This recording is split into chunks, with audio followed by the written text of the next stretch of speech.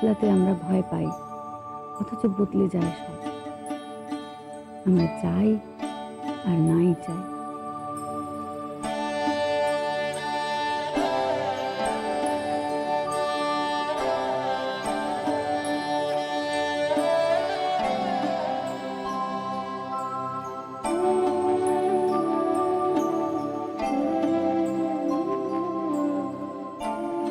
অনেক কিছু বদলে গেলেও বদলায়নি এই ছেলেটা। ওর ওই সারল্য, ওই পরোপকার, ওর ওই দারুণ সহজ মনখানা।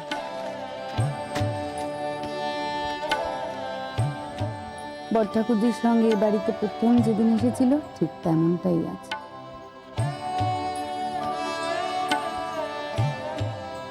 স্কুলে প্রমোশন পাওয়া ছাড়া আর কোনো ব্যাপারে ওকে কেউ হাঁটতে দেখেনি।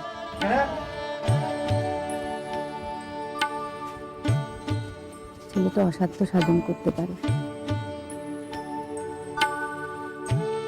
নইলে এই সময়ের থেকে 50 বছর পিছিয়ে থাকা বাড়িখানার মেজ বউয়ের বইয়ের খিদে ঠিক কবে থেকে ও মিটিয়ে যায়।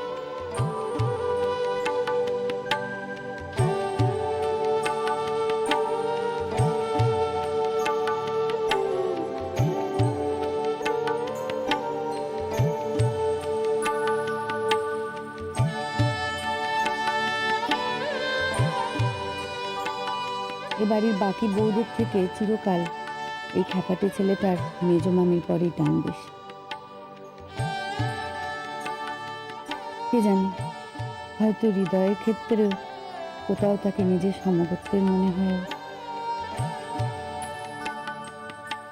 দুলোকে কেউ কখনো তুমি করে কথা পায় না, সে সম্মান বুঝি ওর জন্য না। আমিও কোনো কালে ওকে তুমি করে বলিনি। এনেছিস?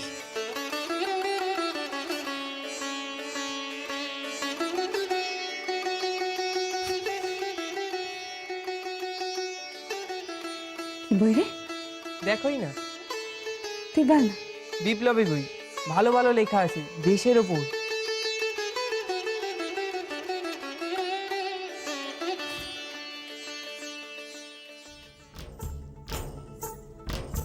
তোর তো ভারী সাহস, এমনি এমনি এই বই নিয়ে এলি, যদি পুলিশে ধরতো। হুস, অমনি দুলো গুন্ডাকে ধরলেই হলো। অবশ্য ধরলে মন্দ হতো না, জেলখানা দেখে আসতুম। আমি এবার পালাই, মেলা কাজ পড়ে আছে। তোর এত কি কাজ রে? আছে আছে, অনেক কাজ আছে, সব কি তুমি বুঝবে? জানো, আমার ঘরে চড়াই পাখির ছানাগুলো চোখ ফুটেছে। ওরা না আমার গলা চিনতে পারে, আর কেউ কাছে গেলেই ওর মাটা কি চিৎকার করে, আমি গেলে কিচ্ছু বলে না। তুই বুঝি তাদের খাবার দিতে যাবে?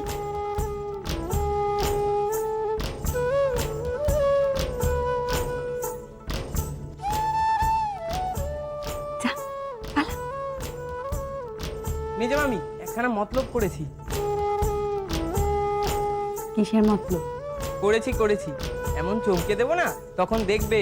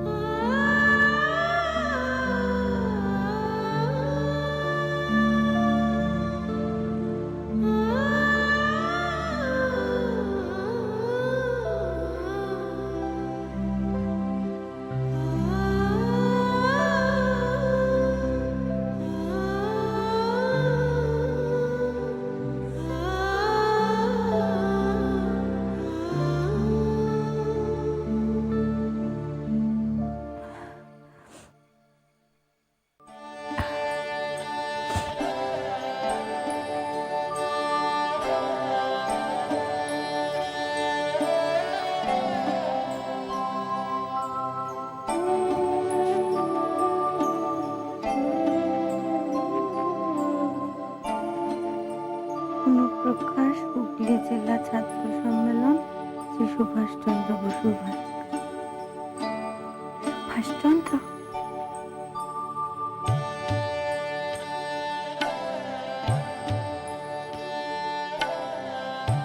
প্রত্যেক ব্যক্তির বা জাতির একটা ধর্ম বা আদর্শ আছে। সেই আদর্শকে অবলম্বন ও আশ্রয় করিয়া সে গড়িয়া ওঠে। সেই আদর্শকে সার্থক করাই তার জীবনের উদ্দেশ্য, এবং সেই আদর্শকে বাদ দিলে তার জীবন অর্থহীন ও নিষ্প্রয়োজন হইয়া যায়।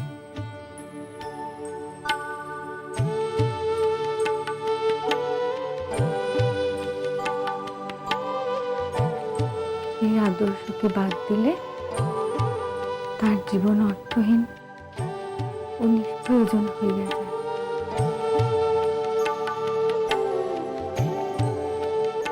আদর্শ একটা প্রাণহীন গতিহীন বস্তু নয়। তার বেগ আছে, গতি আছে, প্রাণ সঞ্চারণী শক্তি আছে।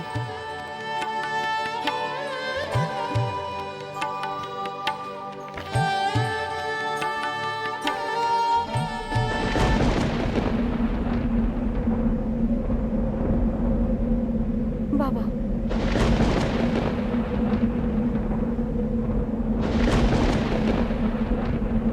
ও বাবা, বৃষ্টি আসতে যে গো।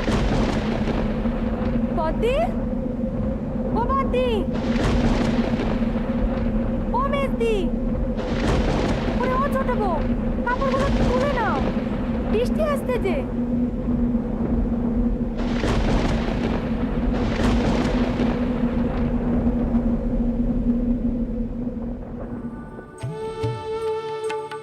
আজ এই কথাটি আমি খুব বড় করিয়া এখানকার ছাত্র সমাজের মধ্যে বলিতে আসিয়াছি।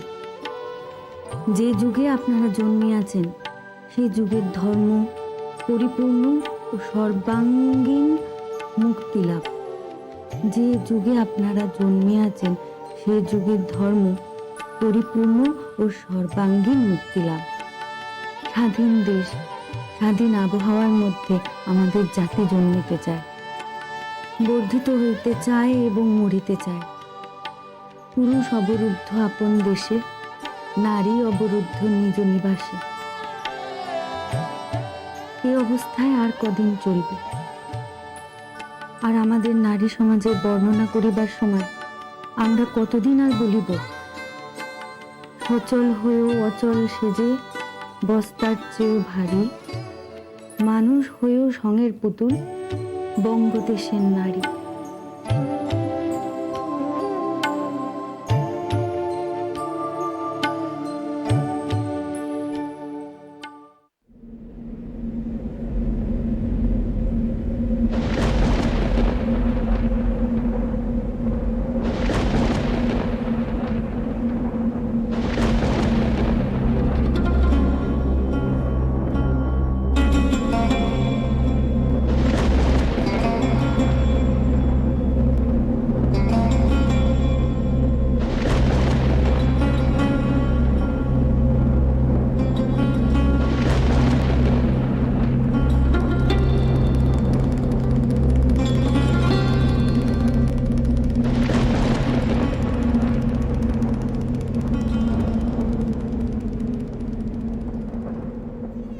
স্বাধীনতার নামে অনেককে আতঙ্ক উপস্থিত হয়।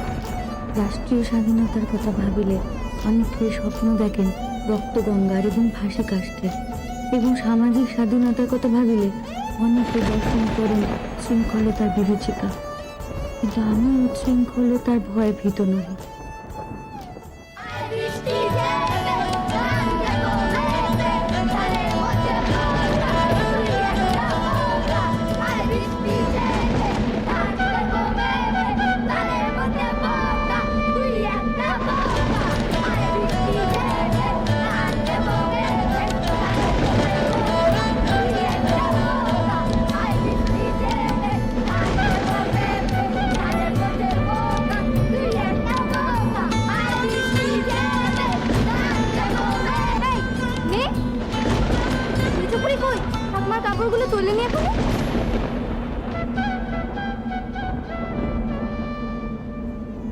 আমাদের স্বাধীনতা প্রাপ্তির যে দাবি, তাহা ভুলভ্রান্তি করিবার অধিকারের দাবি বই আর কিছু নয়।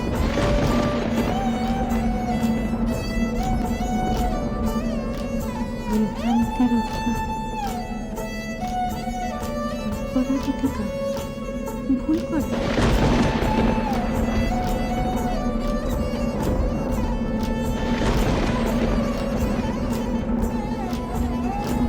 উচ্ছৃঙ্খলতার বিভীষিকা না দেখিয়া মুক্ত পথে আগুয়ান হও।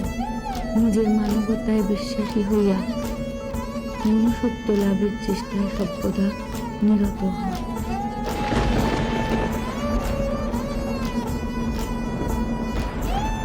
ভুল ভ্রান্তি করিবার অধিকারের দাবি বই আর কিছু না।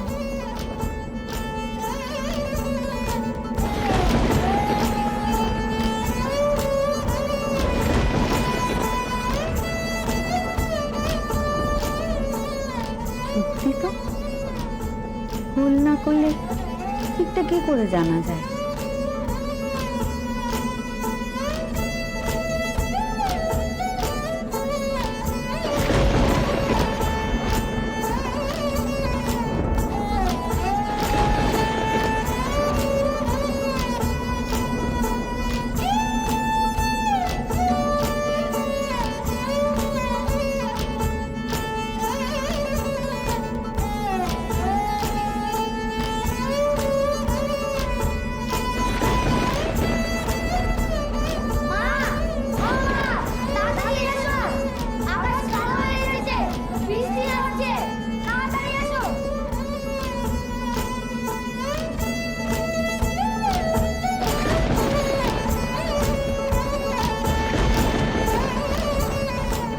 ভুল করিবার অধিকার।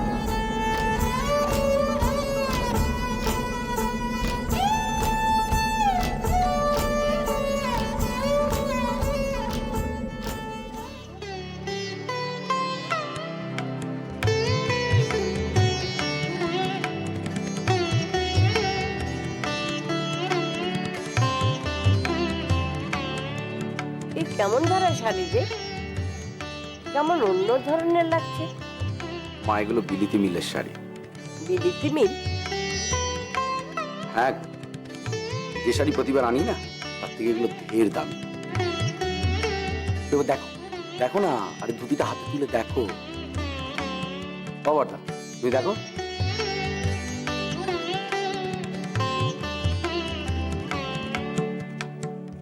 এত দাম দিয়ে সবার জিনিস আনার কি দরকার ছিল রে? তাই না শুভ? খরচাপাতি তো লেগেই আছে। আরে বাবা, পুজোর সময় সবাই একটুখানি দামি জামা কাপড় পরে, তার জন্য না 2 পয়সা একটু বেশি খরচা করলো, তাতে কি আছে? আরে মা তো ঠিকই বলেছে, এত টাকা খরচা করে বিলিতি মিলের কাপড় আনলি না, কাপড়গুলো ভারী সুন্দর হয়েছে, কিন্তু ওই দিশি মিলের কাপড় তো ছিল কমের, সেগুলো আনলেই। আরে রাখো দেখিনি বড়দা তোমার দামের কথা, সবসময় দাম দেখলে চলে? কাপড়গুলো একবার দেখো, বইগুলো একবার দেখো, একবারে জেসে মিলের কাপড় নয়, একবারে বিলিতি মিলের কাপড়। হাত দিলেই বুঝতে পারবে, একবার ফার্স্ট ক্লাস। এই যে তোদের জন্য এনেছি, দেখ। ও মা, ওদেরকে দেখাও। মা, তোমার বউদের ডেকে পাঠাও। সব যখন কাপড় দেবো তখন দেখবে কোন। না, তাদের পছন্দ হলো কিনা আসার সময় একবার বলেছিলাম, তবুও। ওদের আবার পছন্দ অপছন্দ কি রে? তুই এত দাম দিয়ে জিনিস এনেছিস, পছন্দ হবে না? আয় আয়, তোরা এদিকে আয়। দেখ মেজো কাকা তোদের জন্য কত জিনিস এনেছে।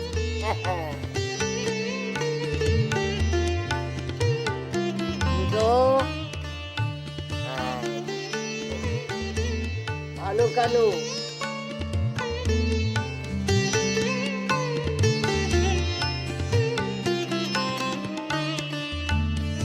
কোথায়?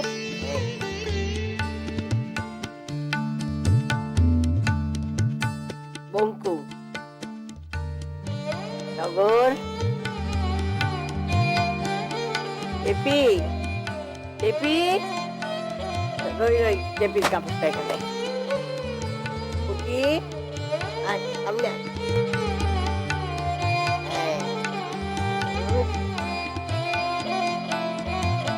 পেবো, ওর জন্য তো শাড়ি আনলেই পারতিস। ধীরে ধীরে তো ডাগরটি হচ্ছে। যাবো, আয়।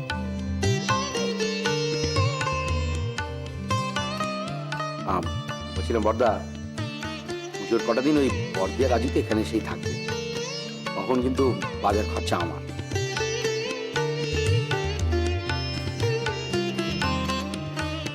ও না না, তুই এত টাকা খরচা করে বাজার করলি তো, ও পুজোর কটা দিন না হয় আমি। না না, আরে ফিবার তো তুমিই করো, এবার না হয় আমি করলাম। এ তুই যা ভালো মনে করিস। ও বর্দা, ধুতিখানা তুমি রাখো, রাখো। পছন্দ হয়েছে? হ্যাঁ,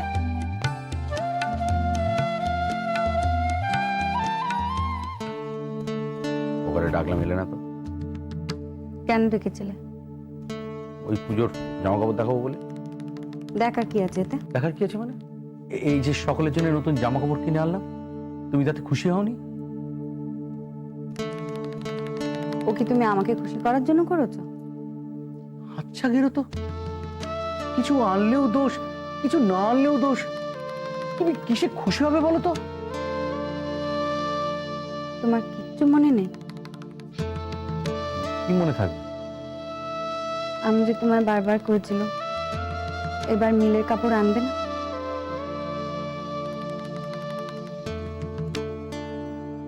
মিলের কাপড় আবার কি দোষ করলো? তবে আমার দেশি তাতেই বা কি দোষ করলো? কিসে আর কিসে? ধরো ধরো, খুলে দেখো একবার। আরে বলে মেয়ে ছেলের বুদ্ধি, দেখো দেখো।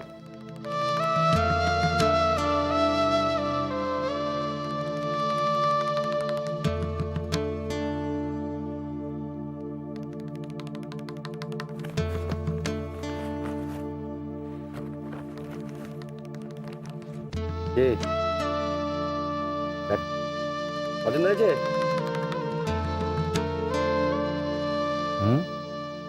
পারতো তোমার তাঁতি এরকম ফাইন কাপড়? ও তুমি দোকানে ফেরত দিয়ে দাও। কেন? ও শাড়ি আমি পরতে পারবো না। তোমার কি পছন্দ হয়নি? সে কথা তো হচ্ছে না, তুমি ফেরত দিয়ে এসো। তো আচ্ছা আবদার, এই শাড়িখানা কিনে নিয়ে এলাম, আবার এক্ষুনি ফেরত দিয়ে আসবো? আর দোকানদার ফেরত নেবেই বা কেন? আর বাড়ির সকলেই তো হাসি মুখে শাড়িখানা নিল। সবাই হাসি মুখে নিয়েছে বলে আমাকেও নিতে হবে এমন দিব্যি তো আমি দিইনি। আর পারলে সবার নেওয়াখানা আটকাতুম, কাউকে নিতে দিতুম না। মেজবউ, তোমার মাথাটা কি খারাপ হয়ে গেছে? আমার মাথা নিয়ে তোমার মাথা ব্যথা না করলেও চলবে, সেখানে দিব্যি ভালো আছে। তার মানে শাড়িখানা তুমি পরবে না? না।